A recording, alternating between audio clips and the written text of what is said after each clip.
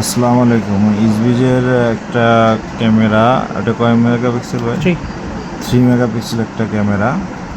সেটা আমি এখন রেজলিউশন কমাবো। আমাকে সাপোর্ট থেকে বলছিল যে পিসি স্টুডিও দিয়ে ঢুকলে অল ডিভাইসে গিয়ে ল্যানে সার্চ দিলে এই যে ল্যানে কোনো ডিভাইস আসে না, কিন্তু ক্যামেরা আমার সেম নেটওয়ার্কে কানেক্টেড আছে। আমি যদি হিক কানেক্ট অ্যাপসে যাই, অ্যাপসে যদি আমি অনলাইন ডিভাইস সার্চ দিই, এই যে ইসবিস ক্যামেরাটা, এই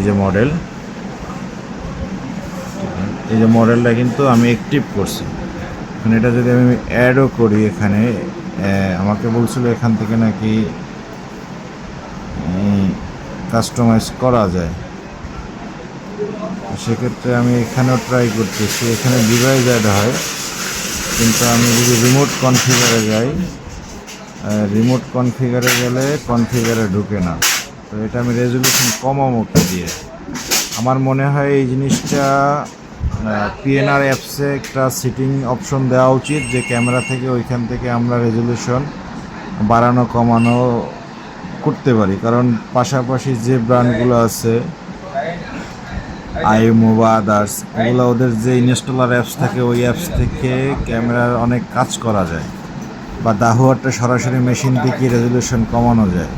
ভিকেটটা আমরা আইপি দিয়ে ঢুকে কাজ করতে পারি, কিন্তু ইসবিজে তো আইপি দিয়ে ঢোকারও সুযোগ নাই, আর পিএনআর অ্যাপস দিয়ে ঢোকারও সুযোগ নেই। সেক্ষেত্রে কাস্টমারের প্রিভিয়াস ডিভাইস থাকে 2 মেগা, এখন তারা যদি তার দরকার হচ্ছে গিয়ে অ্যালার্ম পিটি ফাংশন, তাকে একটু রেজলিউশন ডিক্রিজ করে দিলেও হয়। এখন সবসময় তো মার্কেটে 2 মেগাপিক্সেল ইসবিস থাকে না, এখন ম্যাক্সিমাম 3, 5 এগুলো থাকে। তো সেক্ষেত্রে মনে হয় এই বিষয়টা একটু ভাবা উচিত। ধন্যবাদ।